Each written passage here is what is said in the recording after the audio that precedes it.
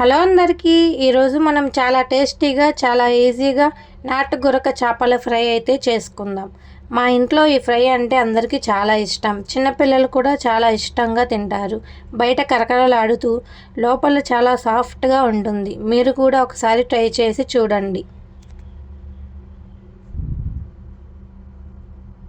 ముందుగా గొరక చేపలను బాగా కడిగి నీళ్లు వంపేసుకొని పూర్తిగా నీళ్లు లేకుండా ఉంచుకోవాలి. ఇప్పుడు ఇందులోకి పసుపు, కారం, ఉప్పు, అల్లం వెల్లుల్లి పేస్ట్ వేసుకుని అన్ని చేపలకు బాగా పట్టేలా కలుపుకోవాలి. ఇలా కలిపిన వెంటనే వేయించకుండా అరగంట పాటు పక్కన పెట్టుకుంటే మసాలా బాగా చేపల్లోకి వెళ్ళి రుచి ఇంకా బాగుంటుంది.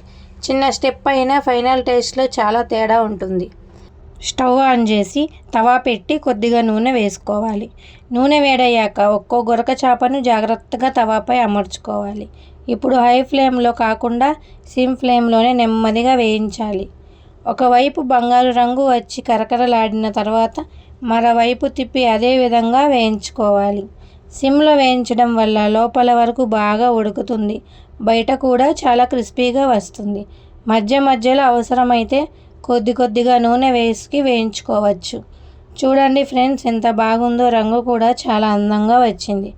వేడివేడి అన్నంలోకి ఈ చేపలను తింటే చాలా టేస్టీగా ఉంటుంది.